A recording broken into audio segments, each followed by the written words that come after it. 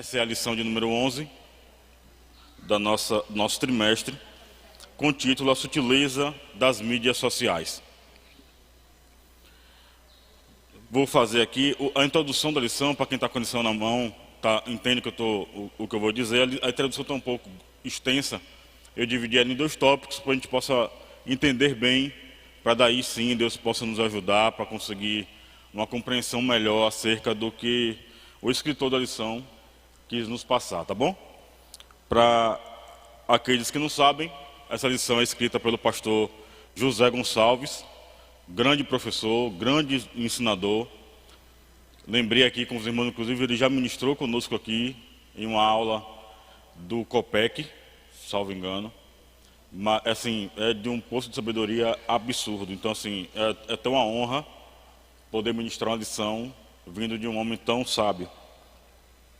A introdução da lição, a primeira parte diz assim: o mundo virtual é relativamente novo e convém dizer que a internet não é moral ou imoral em si mesmo. É mais uma ferramenta como as demais, embora seja muito mais poderosa. Isso faz com que o seu uso seja mais desafiador. Em outras palavras, as mídias sociais como instrumentos são neutras. Contudo, o uso que se faz dela não é. Como toda ferramenta, impõe um desafio ético e moral por parte de quem usa. Nesses aspectos, os cristãos precisam estar conscientes sobre como devem fazer isso, o uso das mídias sociais, como WhatsApp, Facebook, Instagram, Twitter e outras. A introdução vai falar sobre a questão, e assim, eu admito a vocês que quando comecei a estudar sobre essa lição, a impressão que eu tinha é que seria só a questão de críticas e de cuidados, o perigo que ela tinha, mas na introdução já vem um entendimento um pouco mais amplo, e é isso que eu preciso que a igreja entenda, é isso que eu preciso que esses que estão nos acompanhando no culto online também entendam. Inclusive, os irmãos que estão nos acompanhando no culto online, o link da lição vai ser disponibilizado aí para que vocês também possam acompanhar conosco, tá bom? Mas, em si, vamos falar sobre mídias sociais, sobre as redes sociais, assunto muito comum. Assim, quem aqui tem alguma mídia social? Levanta a mão, por favor. WhatsApp, Facebook, Instagram, tá vendo? Não tem, hoje dificilmente você não tem isso. Alguns ainda relutam em conseguir. É incrível, porque basta você tentar entender, você já não consegue mais ficar sem ele. Eu sou líder da nossa diaconia aqui, por exemplo, tem um diácono nosso que não tem nem WhatsApp. E assim, é o único diácono que faz toda a informação, mas para ele tem que ir lá e tem que mandar no particular dele. Cria um tempo maior por conta disso. Mas hoje em si, a nossa sociedade, basicamente todo mundo tem alguma rede social. Ainda que seja só o WhatsApp, virou agora um mecanismo de uso, que aí é onde a lição entra nessa primeira parte, vai falar sobre a questão o que precisa utilizar ele. A mídia social em si não tem culpa, não tem falha. A falha está naquele que usa ela, que aí tem que ter ética e tem que ter moral. A mídia social em si mesma, ela não é ruim. O uso que fazemos dela é que pode se tornar ou algo muito bom ou algo muito ruim. Ou posso salientar quantas famílias hoje não são mais unidas porque conseguem manter relacionamento através de um grupo. Muito mais facilmente, as informações são passadas mais facilmente. Aí a introdução continua dizendo: mesmo sendo ferramentas neutras, não sendo, portanto, boas ou más em si mesmas, as mídias sociais tornam os que delas fazem uso moralmente responsáveis. Aqueles que fazem uso, esses são moralmente responsáveis. Nesse aspecto, os cristãos também são moralmente responsáveis pelo que fazem, através desses instrumentos virtuais, diante da sociedade, igreja e comunidade à qual pertencem. Assim, eles devem buscar nas Escrituras os princípios que devam orientar a sua navegação no espaço virtual, como um livro inspirado. A Bíblia contém princípios que norteiam e disciplinam a vida dos cristãos, inclusive no cyberespaço. Isso porque as Escrituras Sagradas, que são vivas e permanecem para sempre, podem orientar de forma clara e objetiva o crente em seu caminhar, tanto no mundo real, como também no virtual. E aí entra aqui já um ponto que precisamos começar a pensar. E aí entra um embate muito grande, isso aí é claro, isso aí é óbvio. Quando nós fazemos esse uso das mídias sociais, e aí agora eu saio um pouco da sociedade de uma forma mais ampla, mas trago para dentro da igreja, se somos responsáveis, se somos moralmente responsáveis por isso, a nossa ética diz algo, nos ensina sempre. Quantos de nós estamos nos baseando com o que a nossa ética nos diz para que fazemos uso da rede social? Quantos de nós participamos de grupos, os homens uma facilidade um pouco maior em relação a isso, porque às vezes entramos em grupos de escola, grupos de trabalho, e tem sempre alguns que não são cristãos, tem algumas práticas que não são tão moralmente interessantes, mas quantos de nós batemos contra isso?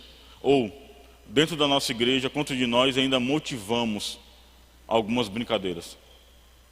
O que é que a Bíblia nos diz de como devemos agir nas mídias sociais? O que devemos compartilhar em mídias sociais? O que é que a Bíblia nos diz das irmãs que todo dia precisa colocar uma indireta em uma das mídias sociais? Uma frase com indireta para uma outra irmã. O irmão que entra nas brincadeiras que não deveriam entrar. Tudo isso é nossa responsabilidade. Nenhuma mídia social te impulsiona, nenhuma mídia social te motiva a fazer algo contrário à Bíblia. O que nós precisamos fazer é ter a Bíblia como bússola. Ela vai direcionar o que eu posso e o que eu não posso fazer. E aí a pergunta é: quanto tempo nós estamos parando a mídia social para entender o que a Bíblia nos direciona a fazer? Algumas mídias sociais, inclusive, elas contam o tempo que você fica nela mesmo, para te dizer quantos minutos você fica por dia. Tem configurações, se você não sabe, pode pesquisar. Tem algumas delas que diz quanto tempo você, em média, fica com ela. Comece a imaginar o tempo que você fica com ela e quanto tempo você passa lendo a Bíblia. Quanto tempo você passa orando a Deus, pedindo direcionamentos. Eu gosto de uma orientação de um pastor, que nos dava aula aqui no CETEF, que dizia assim: nosso lado espiritual e carnal. Nós temos em nós dois leões. Um se alimenta do que é espiritual, um se alimenta do que é carne. Nós não podemos matar a carne, Paulo diz isso, não podemos matar a carne ainda. Deus sabe o tempo em que nós vamos ser recolhidos, mas até lá precisamos tratar um e o outro. Mas pastor, eu tenho que alimentar o lado carnal. O lado carnal é algo pessoal, inclusive a alma pode também fazer parte disso, tá? Não estou falando só a parte de corpo, mas digo algo pessoal. Por exemplo, estamos na igreja todos os dias, abrimos mão da nossa família?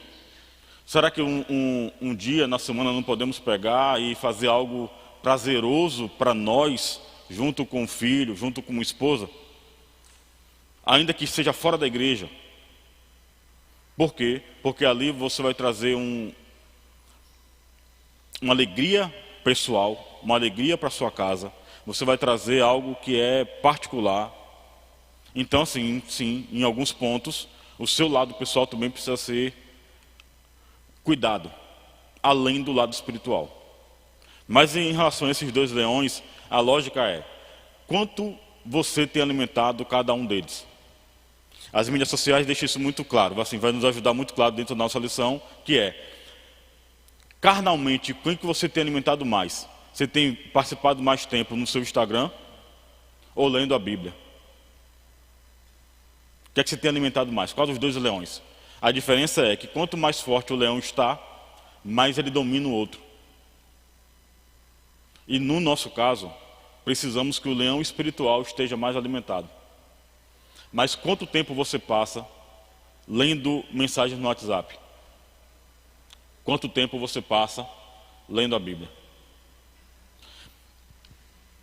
Eu gosto de usar um exemplo muito com os jovens, que eu digo assim: nós dizemos muito na igreja que nós amamos a Deus, que nós somos apaixonados por Cristo. Mas eu lembro que quando, eu me lembro que quando, minha época adolescente, me lembro quando eu me apaixonei pela minha esposa, ainda ali, bem jovem, eu lembro que, e aí vocês me corrigem se não é assim, tá? Falava com ela por telefone, eu já falei com ela por telefone durante 3 horas seguidas. E acabava de mandar de falar com ela, e chegava na minha casa e ainda mandava na época, SMS. Eu não sou tão velho assim, mas na época ainda se utilizava muito o SMS, a ligação, isso quando não estava perto, e quando na casa dela não queria ir embora, precisava as pessoas me botar meio que para fora de casa. Que eu saiba, quando nós entendemos que nós somos apaixonados por alguém, e dizendo assim, somos apaixonados por Deus. Imagine que isso aqui é o seu WhatsApp com ele. E aí você diz que você é apaixonado por ele, e ele deixa algo escrito para você, e você não vai querer ler? Você ora a Deus e ouve Deus falar com você, mas você diz que está apaixonado por ele, e você se ajoelha e deixa que ele fale com você? Como é que você está apaixonado por alguém que você quer evitar ele? Olha a nossa escola bíblica. Olha a quantidade de pessoas que tem na nossa escola bíblica. Glória a Deus por vocês. Mas olha a quantidade de pessoas que tem aqui. Hoje seria a casa de ir na casa da pessoa que eu sou apaixonado. Mas hoje pela manhã eu não quis levantar para ir. Alguns da igreja não quis levantar para vir. Que paixão é essa que o domingo pela manhã não convém eu vir visitá-lo? Não convém eu ouvir o que ele tem a me dizer, o que ele tem preparado para nós, para algo futuro, porque a paixão traz algo de comprometimento, uma aliança é feita e algo é prometido para o nosso futuro, e Deus nos promete tudo sempre. Todo dia tem uma promessa para um dia seguinte, ainda que esse dia seguinte não seja mais aqui, ainda assim existe uma promessa para o seu dia seguinte. Creia nisso, Deus tem uma promessa para o seu dia seguinte. Não importa onde ele esteja. Então, que paixão é essa que nós temos por Deus, que precisamos e preferimos as mídias sociais do que o próprio Deus? E aqui não estou demonizando mídia social. Já vou repetir, nós vamos entrar em relação a isso. Não é que ela em si não tem culpa, não tem erro. A forma com que utilizamos, aí sim. E a igreja precisa estar atenta a isso. A igreja precisa estar atenta da forma com que age nas mídias sociais. Amém? Vamos falar do primeiro tópico da lição: os cristãos na era digital.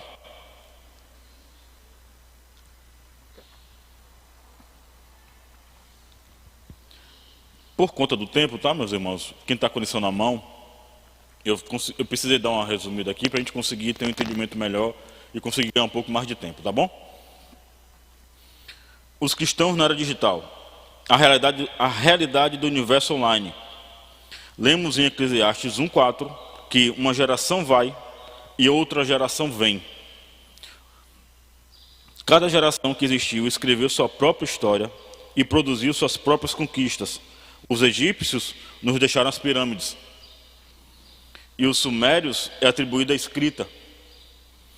A conquista do cyberespaço é uma marca dessa geração. Existem processos das gerações que vão gerar um marco. Vemos agora aqui os egípcios com as pirâmides, aí vem a época da escrita. Esse período que nós temos, essa geração, a geração online hoje, e vivemos uma geração preparada para isso, uma geração pronta para isso. Nós não conseguimos, por exemplo, ter os nossos jovens presos à leitura que não seja incentivado pelas mídias sociais. É muito mais comum você motivar um jovem através da mídia social, a ele estar buscando a leitura,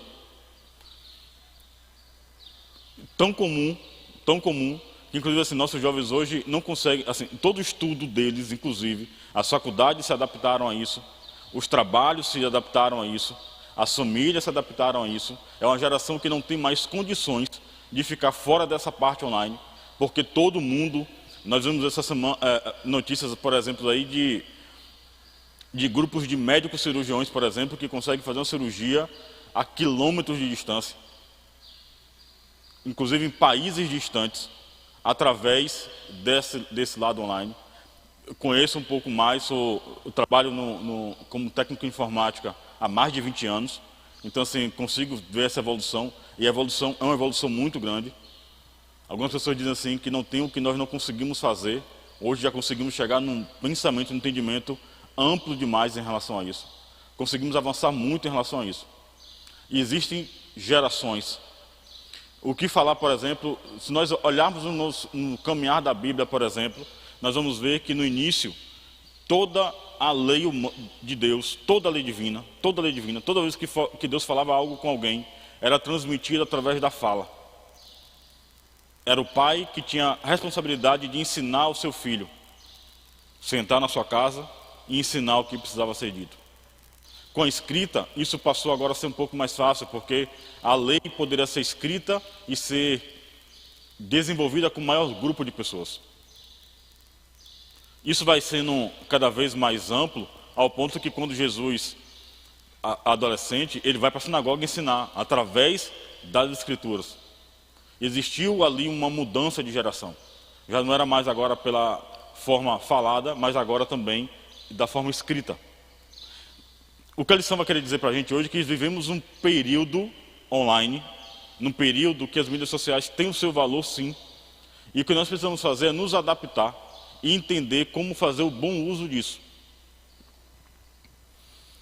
A lição diz assim, assim convém dizer que o mundo virtual é hoje uma realidade bem presente na vida das pessoas. Os cristãos, portanto, e consequentemente a igreja também fazem parte desse universo. A igreja está no mundo, mesmo não sendo parte dele. Isso aqui é importante, tá? A igreja está no mundo, mesmo não sendo parte dele. Saber conviver e andar nesse espaço é de suma importância para o testemunho cristão.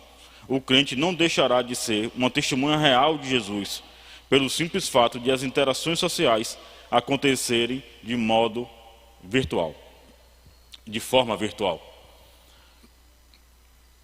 O que nós precisamos entender é, não importa a geração, não importa a forma com que as coisas estão acontecendo, o que não pode mudar é a forma com que os cristãos, a forma com que as igrejas agem. Olha o que eu acabei de citar. Quando a lei de Deus era passada através dos pais, pela fala. Era o que Deus disse, Deus diz assim, e explicava ao seu filho, e o filho aprendia e passava para o seu filho, e isso de forma gradual. Quando houve a escrita, se adaptaram à escrita. Agora poderia um grupo maior, famílias poderiam se reunir e fazer a leitura bíblica, a leitura das Sagradas Escrituras, e daí entender qual era a vontade de Deus para essas pessoas. Tudo isso vai fazendo de forma gradativa, mas nunca deixando o propósito. Qual é o propósito da igreja? Não evangelizar? Se existe um processo, uma evolução dessa geração com as mídias sociais, que as mídias sociais sejam utilizadas para evangelizar. É por isso que eu perguntei, né? Mas indireta não faz parte, porque na Bíblia não diz que precisa fazer indireta. A Bíblia diz que nós devemos ser exemplo, ter um bom testemunho. Quando a Bíblia cita Atos 6, inclusive, fala sobre isso. Sobre um bom testemunho, fala sobre relatório. O que falam ao teu respeito. Deixa eu abrir um adendo em relação a isso. Geralmente nosso pensamento é sempre isso, e aí nós vamos aumentar, tá bom? Por exemplo, o que falam ao teu respeito dentro da igreja? Qual é o seu testemunho dentro da igreja? Se eu perguntar acerca de você, o que é que vão me dizer? Mas além da igreja, na sua rua, como é que você é conhecido como um cristão na sua rua? Será que se alguém na sua rua entender que precisa de uma oração, um pai e uma mãe lá desesperado durante a noite, precisa de uma oração e sei que aquele irmão é crente, ele bate na sua porta pedindo uma oração? Vem aqui orar pelo meu filho.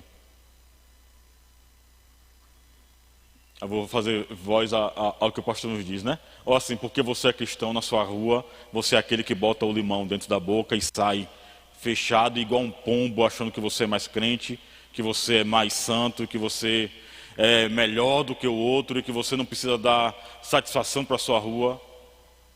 Qual é o testemunho de vida que você dá na sua rua?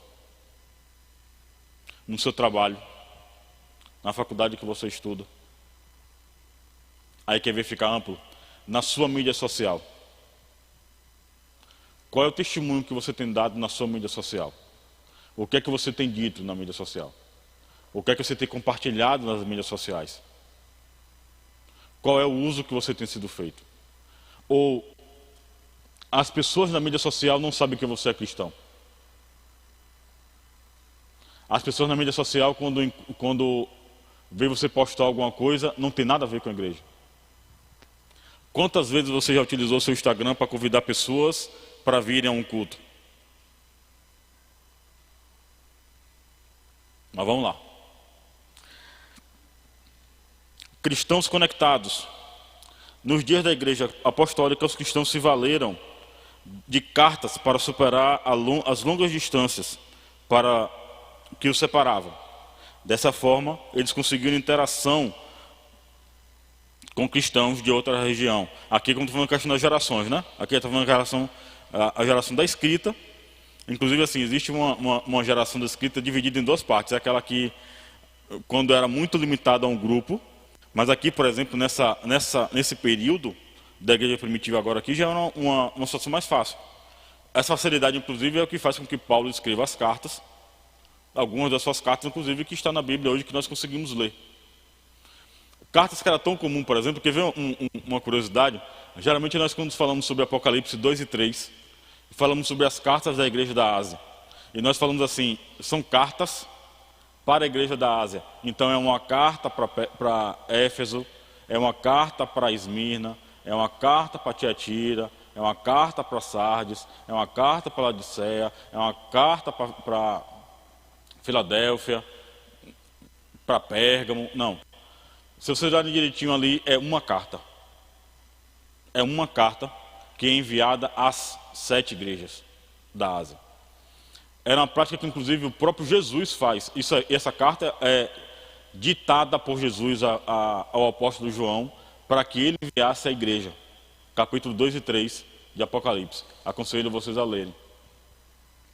Mas era tão comum, que Jesus, quando volta em Patmos para poder falar com João, ele usa desse mesmo mecanismo.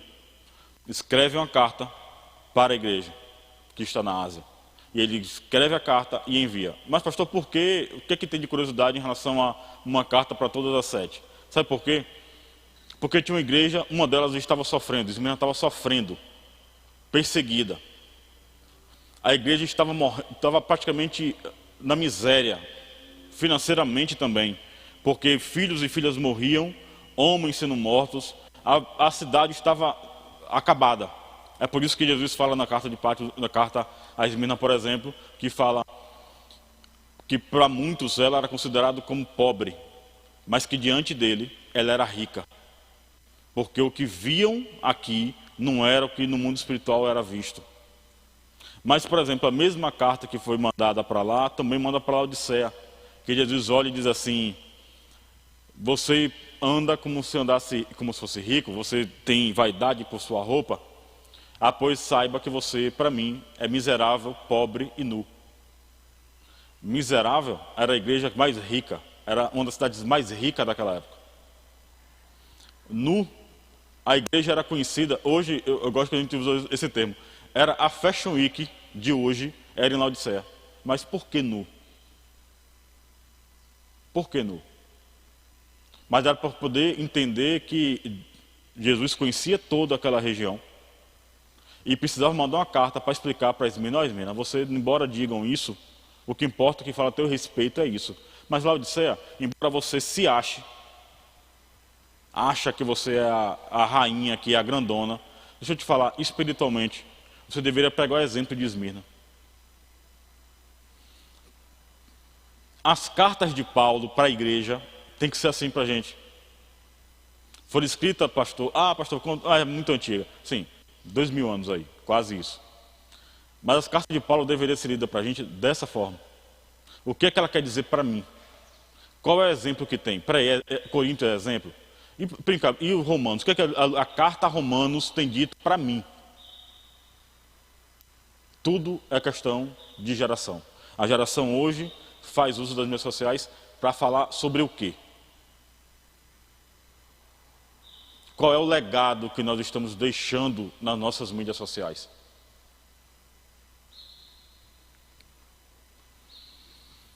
Hoje essa interação que acontece por intermédio das mídias sociais é muito mais eficiente e muito mais dinâmica. Praticamente todo mundo sabe, por exemplo, o que é o WhatsApp e princípios básicos do seu uso. Da mesma forma, milhões de cristãos estão fazendo perfis no Facebook e Instagram para aumentar a interação entre si. Parte bom. Volto a falar, eu falei, né? Tem irmãos, por exemplo, que não fazem parte de grupos da nossa igreja, que quando nós precisamos dar algum tipo de informação, tem uma certa dificuldade de entrar em contato. Hoje é mais fácil.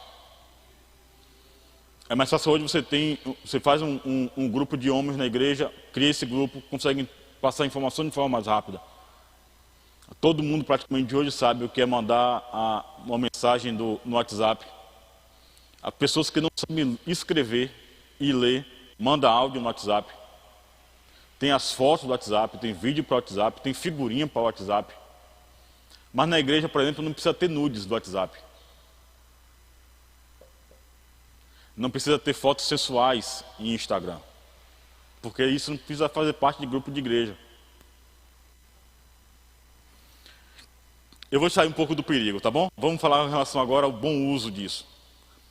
É uma geração nova, é uma interação nova, é uma porta que se abre nova. E que nós precisamos entender que ela também pode ser feita e de muito bom uso. Evangelizar as pessoas. Hoje à noite tem culto de celebração. Hoje iniciamos o nosso Mais Jesus Intimidade. Se você não tem liberdade para poder chamar alguém por timidez, às vezes, por algum motivo, distância, sei lá o que for. Mas hoje, por exemplo, no seu grupo do trabalho, no grupo da sua escola, provavelmente você nunca convidou ninguém para ir para um culto.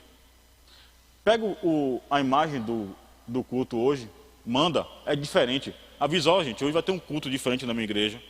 Vamos passar por um seminário de 3 dias. Vão ter alguns cantores nos visitando, nossos pastores vão estar ministrando. Vai lá hoje. Eu nunca convidei, vou te convidar hoje para ir. Isso é uma maneira de fazer um bom uso. Posta no Facebook, compartilha para o Instagram. Somos a igreja que evangeliza, vamos evangelizar. Vivemos um período de pandemia que as pessoas não poderiam sair de casa. Não poderiam sair de casa. Quantos de nós podemos evangelizar, por exemplo, pastores que precisou fazer atendimento através de grupos de WhatsApp, chamadas de vídeo? É uma ferramenta que tem seu uso e pode ser muito bem utilizado. Muito bem utilizado. Pessoas hoje, ainda hoje, tem pessoas que têm dificuldade de receber alguém em casa. E não é por medo mais de pandemia, não é. É porque perdeu o costume. A porta da casa se fechou e não vai abrir. Mas você consegue, por exemplo, fazer uma ligação de forma mais fácil, uma chamada de vídeo para poder ver a pessoa mais fácil. Eu tenho uma certa dificuldade, por exemplo, de mandar áudio, eu não consigo mandar áudio. Quando eu mando, é quando é algo muito, muito necessário. Mas às vezes a gente precisa também mandar um áudio para poder a pessoa entender, por exemplo, até o tom de voz muda. Até o tom de voz muda.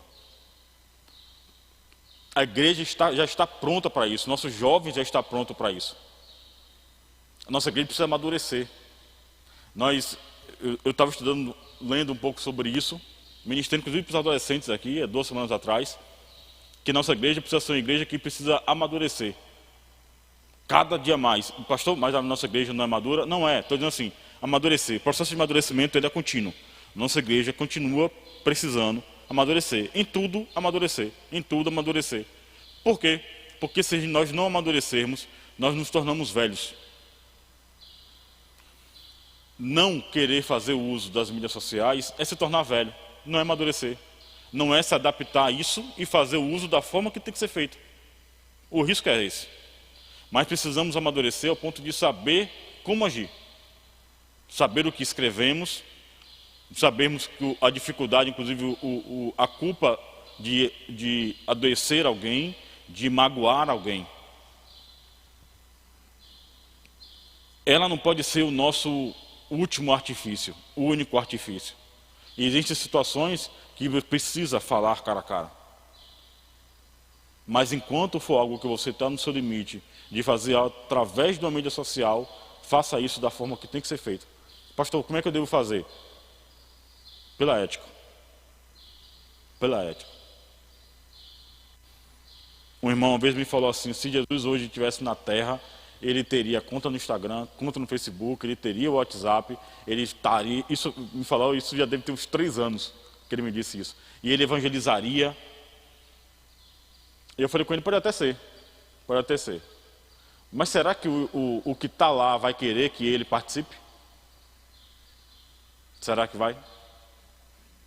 Será que a ferramenta vai se adaptar à vontade de Cristo nesse ponto aí? Se nós conseguimos, como igreja primitiva, evangelizar nações andando a cavalo, imagina o que nós não podemos fazer através das mídias sociais. Através das mídias sociais. Fazer Cristo conhecido e reconhecido. Não pegar um texto bíblico que o meu aplicativo me traz, mídia social. Não. O que foi que eu estudei? O que foi que Deus quis falar comigo hoje para que eu possa compartilhar com alguém?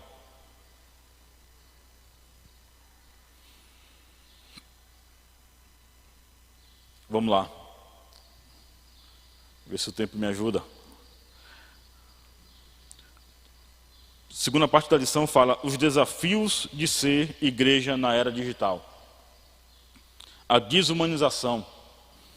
Quando Jesus apareceu a seus discípulos, logo após a sua ressurreição, ele desafiou Tomé a tocá-lo. Depois disse a Tomé, põe aqui o teu dedo e vê as minhas mãos. Chega a tua mão e põe-na no meu lado. Ser igreja envolve contato. Esse texto está lá em João, capítulo 20. João capítulo 20, versículo 27. É quando Tomé quer de fato ter a certeza de que é ele. Um cuidado que a igreja precisa ter é essa questão da desumanização. As experiências que nós como igreja podemos ter vai além de mídia social. Vai além da mídia social. A evangelização deve ir além da mídia social. O contato com alguém, o abraço com alguém. Nossa igreja tem o Projeto André na sexta-feira. Você não faz parte? Aconselho que faça parte. Experimente ver o olhar de alguém que precisa da sua ajuda. Em uma das últimas lições eu falei em relação a isso aqui, em relação ao desejo da igreja, por exemplo, com dons espirituais. Está aí, está gravado, inclusive encontrei depois no canal da igreja. E aí, andando um pouco, peguei justamente nesse processo. Que assim, como é que a gente quer tanto dom espiritual, a gente quer tanto ser usado por Deus, tanto ser usado por Deus. Nós queremos ser intercessores. Eu conversei com o irmão uma vez, vamos para o monte, arrumou um grupo aqui, vamos para o monte, vamos orar no monte. Chegou lá no monte e nós decidimos, vamos fazer o seguinte, vamos tirar aqui 1 hora de oração particular. Cada um vai para um lugar e cada um vai fazer a sua oração. No final nós nos reunimos e oramos todos juntos. Apresentamos a igreja, pedidos de oração. Tá certo? Tá certo. E o irmão um desses irmãos que foi com a gente era o mais fervoroso. Não, ele saiu daqui, eu acho que ele não queria de carro, ele queria ir voando. Ele queria ter asas para voar. Naquele dia ele estava muito disposto, muito disposto. mas eu faço parte de um grupo com ele. E no período dessa hora de oração em particular, ele enchia o grupo de mensagem. Enchia o grupo de mensagem. Quando eu cheguei que fui olhar, era justamente no horário que nós precisávamos estar orando. Era a hora que ele estava no grupo mandando mensagem. Aí eu falei assim, meu irmão, você não estava querendo tanto orar? Você não estava querendo tanto ir para o grupo, para o monte? Você não queria tanto estar lá? No momento da oração, você largou a oração para ir para a mídia social? Para mandar mensagens em grupo?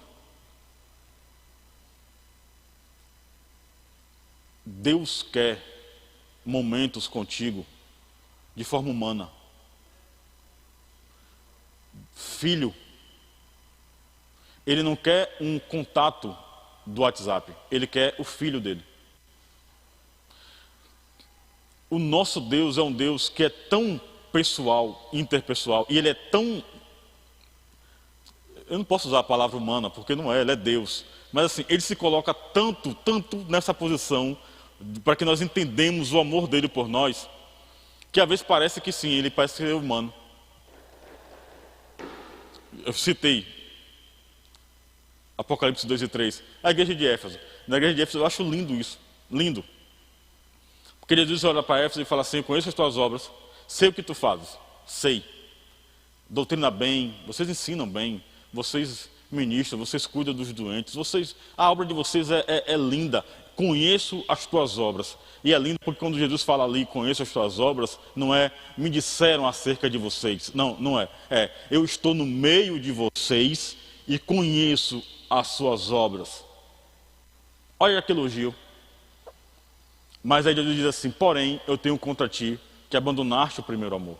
Espera aí, mas doutrina bem, cuida bem dos outros, ama uns aos outros, mas abandonaste o primeiro amor? Que controvérsia.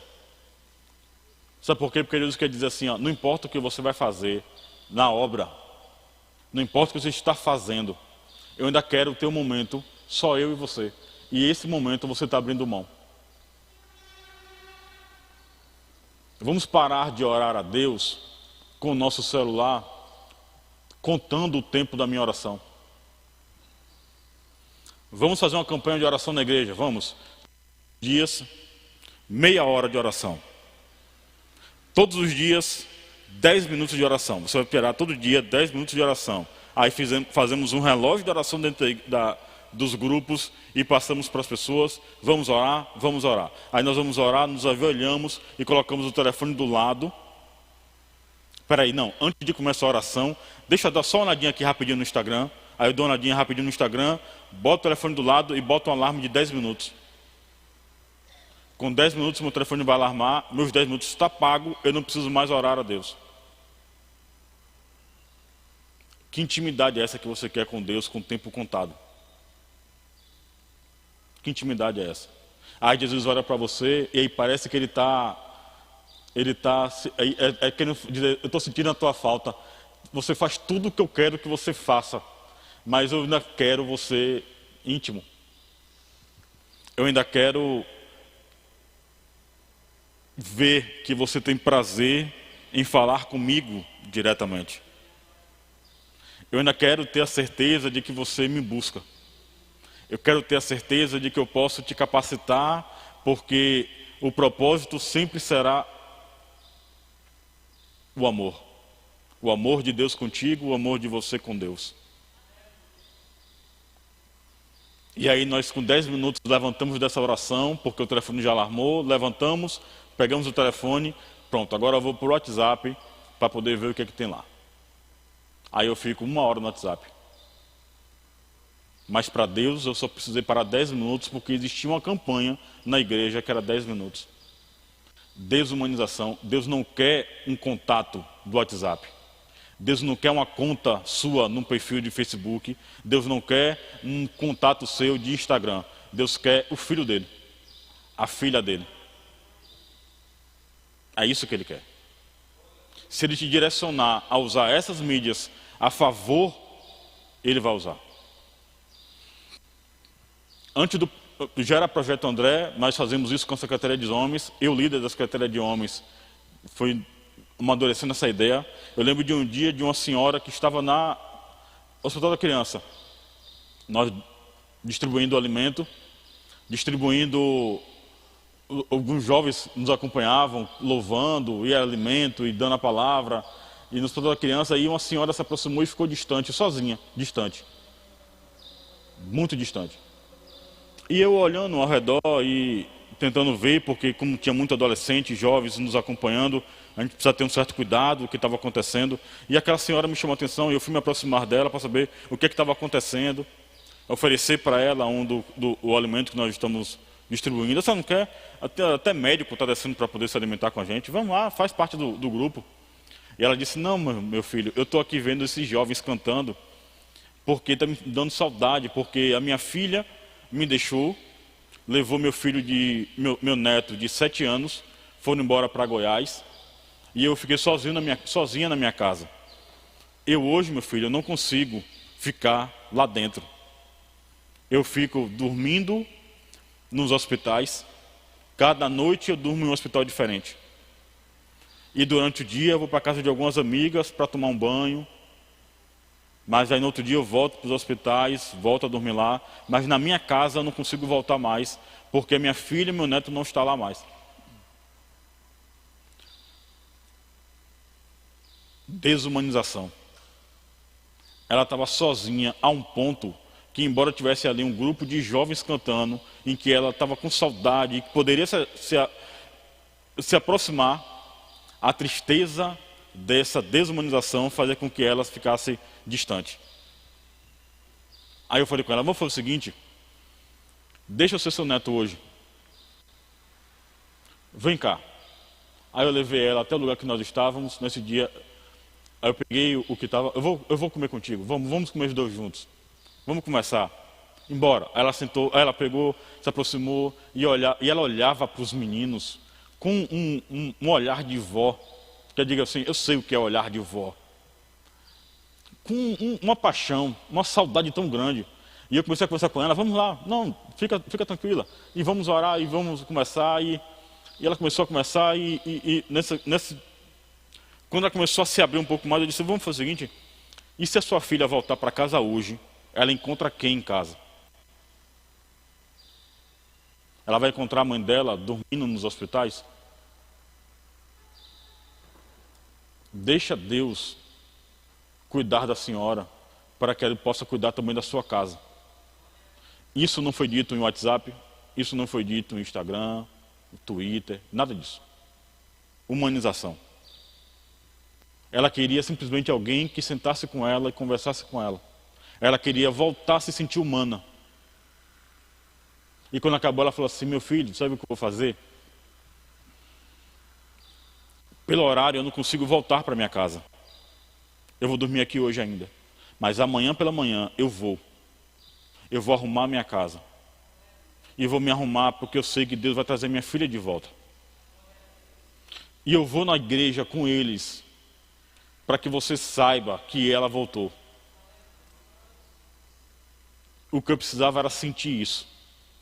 Amém, amém. Levei ela até o lugar que ela estava na recepção, ela se sentou, ela já sorria, a fisionomia mudou, os olhos cheios de lágrimas. A senhora está bem? A senhora está bem. Infelizmente eu não consegui, não recebi ela na igreja, não tive. Nós estávamos lá na Presidente Dutra, viemos para cá, nesse meio tempo acabou não acontecendo. Mas eu tenho fé que Deus entrou em providência. O processo aconteceu por aproximação. Existem situações de evangelismo que não adianta você simplesmente achar que mandar uma mensagem é o suficiente. Você tem que ir lá. Você tem que falar com a pessoa. Você tem que mostrar que o irmão e a irmã tem alguém com ela. É fácil quando nós mandamos uma mensagem de informação dentro de um grupo e todo mundo entra lá e fica mandando mensagem. Mas o que sente falta é quando você entra de forma particular.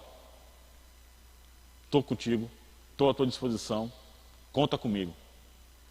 O perigo da igreja hoje é acabar se tornando uma igreja desumana, porque é uma igreja que se acostuma simplesmente com mídias sociais.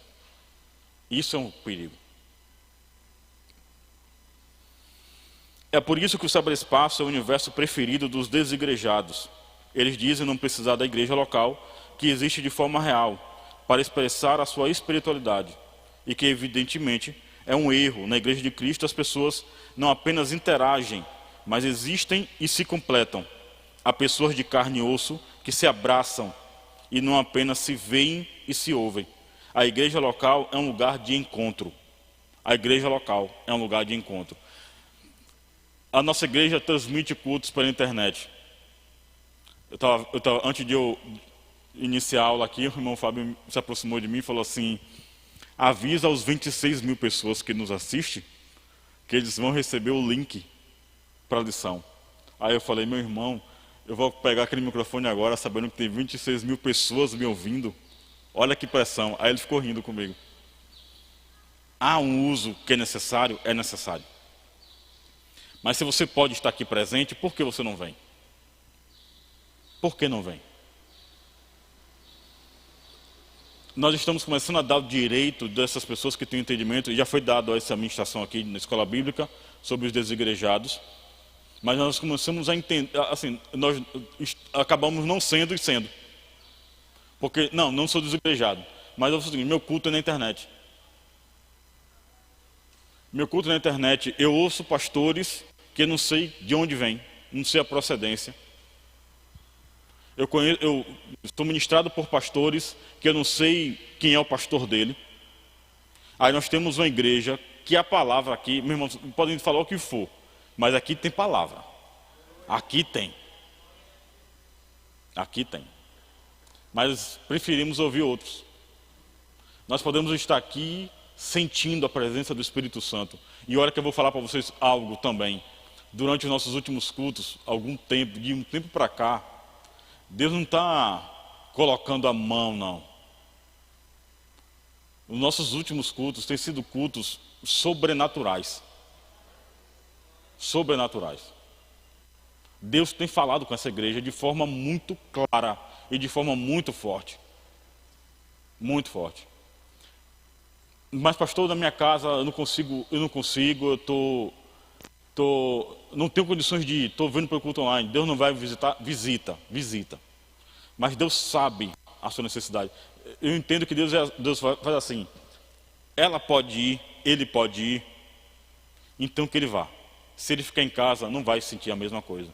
Mas se não pode, aí Deus usa de misericórdia e fala assim: deixa eu fazer entender como é que está lá, como é que está lá aquela atmosfera. Mas se você pode vir, honre a Deus com sua presença neste lugar. Porque nós não podemos ser uma igreja que não somos desigrejados, mas agimos como se fosse. Porque a mídia social para mim é suficiente. O nome do meu pastor é pastor YouTube. Não pode ser. Não pode ser. Mundanismo. A igreja na área digital precisa ser relevante, mas não espetaculosa. Influente, mas não mundana. Buscar o espetáculo é fazer o jogo do diabo. O que se observa por parte de muitos cristãos, especialmente pregadores, é um desejo quase obsessivo por estar em evidência, querem ser vistos. Qual é o propósito dessas mídias sociais hoje? O que é que mais tem acontecido? Eu estava com minha família em um clube há uns anos atrás, e eu lembro que chegou uma dessas influências, e eu falava com minha esposa assim, eu falei assim: ó, que absurdo. Gente, beirava a humilhação. Beirava a humilhação. Era uma criança influente dessas mídias sociais aí. Aí eu sou bem velho para isso mesmo.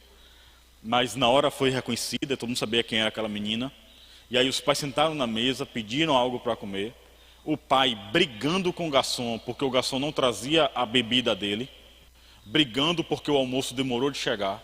Brigando porque a criança queria brincar e o brinquedo não poderia ser liberado para ela. Brigando. Eu fiquei cerca de 2 horas vendo aquela dificuldade deles. Por quê? E eu não entendia porque todo mundo era bem tratado, mas aquela mesa não era. Aí no final da tarde, minha esposa pegou, me chamou, me mostrou no Instagram. Olha essa postagem. Aí eu comecei a ver o dia daquela criança no clube. Foi maravilhoso. Fomos muito bem tratados. Fomos assim. Aconselho vocês a virem. Próximo domingo vocês podem estar aqui. E não sei o quê. Fazendo todo aquele mexão. Mas eu estava do lado da mesa. Eu vi a humilhação que foi. Aí a gente pega e olha, não sabe o que estava acontecendo lá. E pega e olha e diz assim, olha como aquele lugar é. Por quê? Porque a influência de uma criança fazia com que as pessoas entendessem algo que não é. Minha esposa trabalha com roupa infantil. De vez em quando eu sou o motoboy dela. Aí tem alguém que pede, ela pega, compra e manda entregar. Eu pego, vou lá entregar. Gente, já aconteceu isso várias vezes. Da dona, a pessoa que comprou a roupa está perto de mim. E eu pegar o telefone, ligar para ela e falar, não estou vendo essa mulher aqui. Não, olha aqui. Aí pega a foto do perfil e manda, é ela. E eu olho e digo, ela não está aqui. Não, mas ela disse que está aqui. Eu disse, faz o seguinte, manda procurar alguém que está na moto preta, que aí eu vou saber quem é. Quando vem, não tem nada a ver. Os filtros dos Instagram. As fotos das pessoas mudaram. Mas por quê? Porque as pessoas não podem mostrar quem são.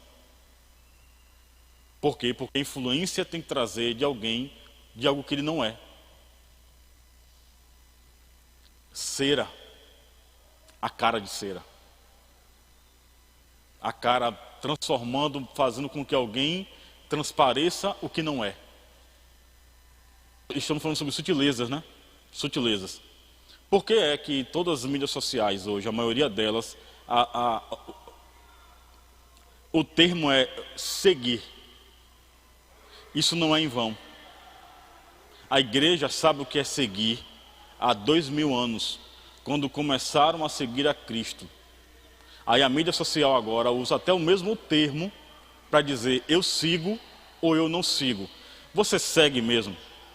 Você sabe como é o dia a dia dessa pessoa? Você sabe, e não é o dia a dia de um vídeo de meia hora. Estou falando de dia a dia do como foi que acordou, as dificuldades na família, porque ninguém vive num mundo de fantasia. Mas a dificuldade que tem de seguir, você segue mesmo, segue. A sua intimidade é exposta na rede social. Por quê? Qual o sentido dessa liberdade que é exposta? O cuidado que você tem quando você expõe a sua família, a sua casa. Mas essa questão de fato, de tentar ser aceito, é o maior risco. E isso começa a virar um risco dentro da igreja, quando, por exemplo, a prática de aceitar começa a sair da mídia social. E aí, às vezes, as pessoas entram na igreja e você já conhece, inclusive, ela da mídia social. E você não concorda com a vida dela. E aí você também já não aceita ela dentro da igreja. Olha os termos que a mídia social coloca. Seguir e aceitar. Você aceita a pessoa? E se ela entrar aqui na igreja, você continua aceitando ela? Você segue essa pessoa, mas antes de seguir a ela, você segue a Cristo? Ele não tem perfil no WhatsApp, não tem perfil no Instagram, mas já tem uma mídia social há muitos anos. Você segue a mídia dele? Segue mesmo. Você lê tudo que é postado aqui?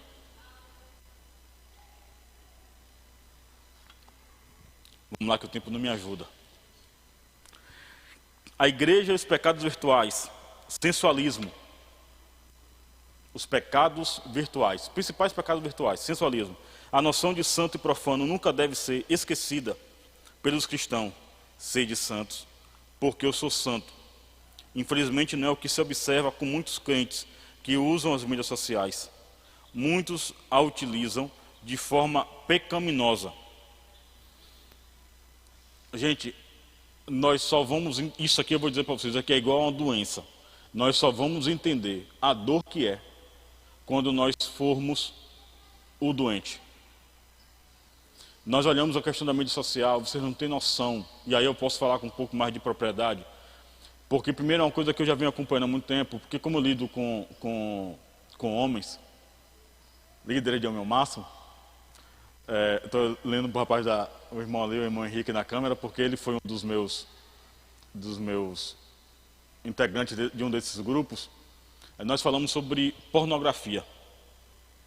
E quando falamos sobre pornografia, nós entramos muito nisso, e sempre que vou dar essa aula, sempre pesquiso de forma mais atual, porque é um assunto que tem muita atualidade. O uso de pornografia, por exemplo, hoje é imenso. O prazer da pornografia na mente humana é o mesmo prazer, é a mesma enzima que é liberada no prazer da droga. É por isso que pornografia, ela se torna vício, porque a mesma enzima que é dado no prazer da droga é a mesma para a pornografia. E um agravante, assim como a droga, chega um ponto que a dose precisa aumentar. A dose precisa aumentar. Daí as pessoas começam olha como é que as coisas, né? Olha como é que tem muito a ver. Mídia social. O que tem de jovens, de adolescentes e até mesmo crianças sendo expostas em mídias sociais é um absurdo. Essa semana nós vimos em notícia, não sei se vocês viram isso, de um ator muito conhecido que foi preso no seu computador com fotos e imagens de crianças de 12 anos. Aí nós andamos assim, mas está distante de mim, é igual começando com doença. Ah, mas isso não acontece. E nós sentimos a dor quando é alguém que é próximo da gente, ou quando for nós mesmos. Mas como é que isso cresce? Com o problema da sensualização, esse sensualismo. Me entristece, e é uma liberdade que você tem da sua mídia social, mas assim, deixa eu confrontar você um pouco mais pela palavra, porque se eu falar algo aqui que você não concorda, não entrem, não se preocupem. Mas, por exemplo, assim, convém para um cristão postar fotos em mídias sociais, sensuais? Convém. Você precisa ir para uma praia, irmã, e precisa mostrar o seu biquíni em mídias sociais? Precisa disso. Qual o intuito disso? Não estou culpando. Estou pedindo que você pense a respeito. Os irmãos precisam postar tudo em mídia social. Os homens têm um pouco mais de segurança em relação a isso aí. Talvez vejam mais coisas do que o que deveriam ver já. Mas essa exposição, esse sensualismo, precisa. Você vai ativar o que em alguém vendo a sua foto? O que é que você acha que você vai ativar nele? Admiração? Ou você vai ativar nessa pessoa pecado do desejo? Estou sendo bem claro, não estou? Preciso ser. Preciso ser. Pessoas que relatam, por exemplo, que colocaram fotos sensuais em grupos da igreja, sem querer, porque era para outra pessoa, ou que era para outro grupo. Isso acontece no mundo inteiro. No mundo inteiro. E quando eu falo em relação à comparação com a droga, chega um ponto que você começa a querer postar uma foto um pouco mais sensual aqui, um pouco mais sensual ali, e chega um ponto que as pessoas que estão vendo vão querer ver mais do que o que você está mostrando.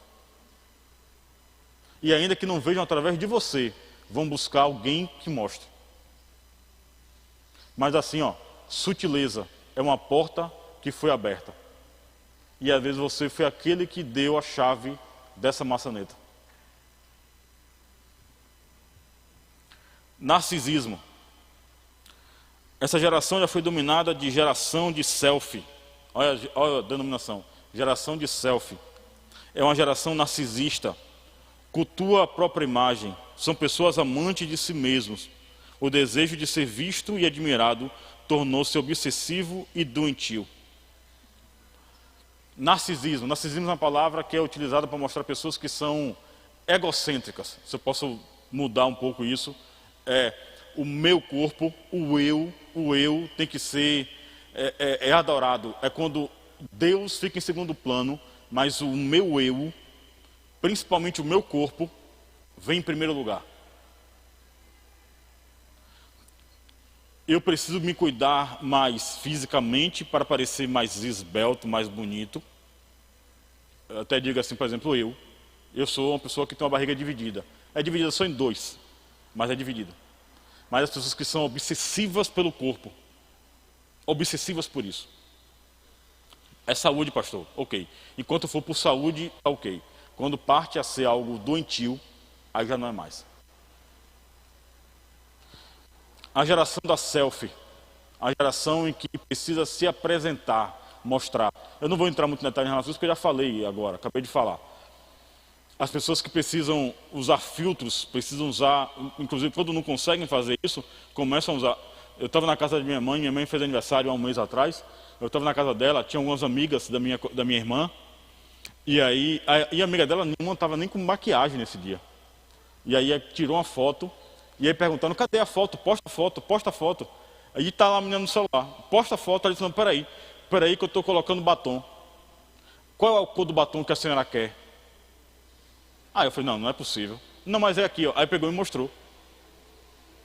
Até a cor da roupa, ela poderia mudar. A cor do batom, a cor da maquiagem, a cor dos olhos. Eu brinco com uma prima minha, por exemplo, que eu falava com ela assim, eu te conheço há muitos... Sempre que ela posta alguma coisa, eu falei, eu te conheço há muitos anos e devo ter muito tempo sem te ver. Ela disse, por quê, Lu? Eu digo, porque na época que eu te conhecia, teu olho ainda era castanho. E agora ele está claro. Aí ela pega e ri. Aí eu falei, eu devo ter muito tempo sem te ver. Teu olho já clareou. E eu não estou te vendo mais. Narcisismo. O eu não precisa ser o meu foco. As mídias sociais e o ide de Jesus. A seara virtual. Jesus disse, ide por todo mundo, pregai o evangelho a toda criatura. Evidentemente que o ide de Jesus inclui o espaço virtual. Portanto, mesmo o mundo virtual, dos seus próprios desafios e oferecendo os seus perigos, não deve ser demonizado. Não devem ser demonizados. Deixando muito claro para vocês, eu não estou aqui dizendo que Twitter é do demônio, que Instagram é do diabo e que tem um grupo de demônio que cuida do WhatsApp. Não. Desde o início da nossa lição, isso ficou muito claro. A mídia social em si, ela nem é boa e ela nem é má. O que torna ela má ou ela boa é a ética e a moral daqueles. Você tem na sua mão uma grande ferramenta. Uma grande ferramenta. Não se deem ao trabalho de dizer assim, se eu postar algo, e aí vocês vão concordar comigo agora. Se eu chegar no meu Instagram e postar algo em relação, botar lá uma imagem de uma cruz vazia, com o melhor dizer. Eu vou usar um termo de algo que eu comecei com uma pessoa há uns anos atrás. Eu estava conversando com um pastor, comendo aqui na Fraga Maia. Passou um rapaz, se aproximou da gente e falou assim, e é um pastor, e assim, eu sou muito carinhoso, e é uma pessoa que eu tenho muito carinho, porque nós, assim, nós somos irmãos antes de qualquer coisa. E aí nós nos encontramos, nos abraçamos, nos beijamos e sentamos. Aí o rapaz se aproximou e falou assim, tudo bom? Eu sou poeta. E eu queria fazer uma poesia para vocês. Vocês só pagam aquilo que vocês entenderem que vale. Eu posso fazer uma poesia para amigos, para irmãos, para um pai, para uma mãe, para companheiros. Aí o companheiros foi um pouco diferente. Aí eu falei com ele assim, meu irmão, deixa eu te falar uma coisa. Deixa eu te falar um verso primeiro. E se você falar um verso mais bonito do que o que eu falar, você vai escrever e você vai dizer quanto você quer no seu verso. Pode ser? Pode ser. É porque Deus amou o mundo de tal maneira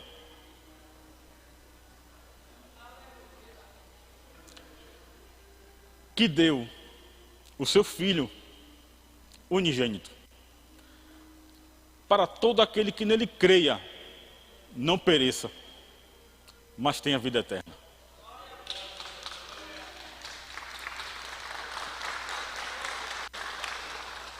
Se eu não engasgar, não sou eu, né? Aí eu falei com ele, escreve algo mais belo do que isso e diga quanto você quer. Aí ele olhou para mim e falou assim, vocês são crentes, né? Aí eu digo, graças a Deus. Tá bom. Acabou. Não teve poesia mais. Não precisa falar mais nada. Qual é a ferramenta que você tem utilizado? Como é que você tem utilizado? Como é? Precisa demonizar? Não precisa demonizar. Está aí, está na tua mão. Como é que você vai agir em relação a isso?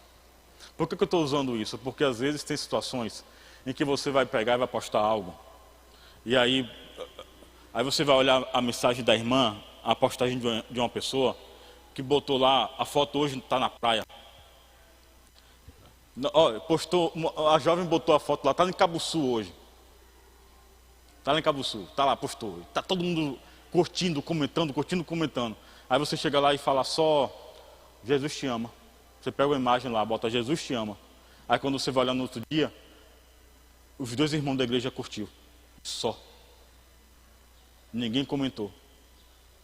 Aí você fala assim, não é possível. Olha o que é que está lá.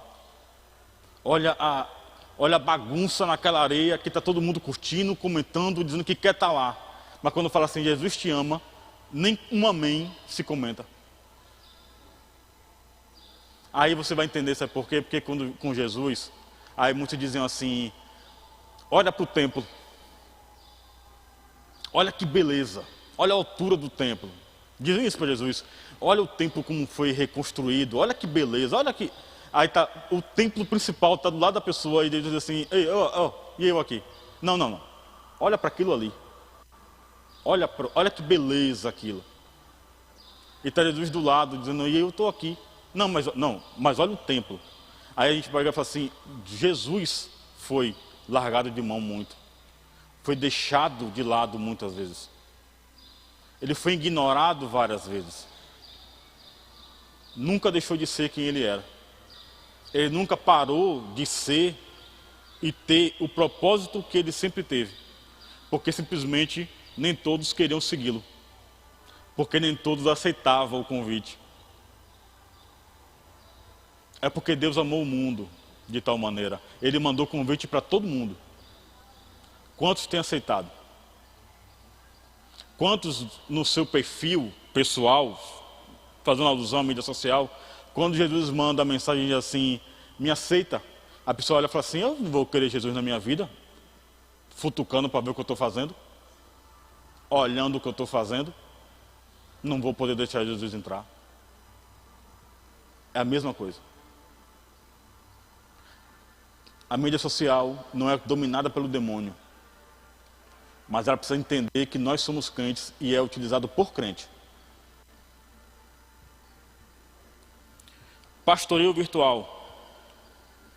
E o tempo não me ajuda. Outra coisa importante proporcionada pelas redes sociais está relacionada ao discipulado e pastoreio. As redes sociais são poderosas ferramentas de interação.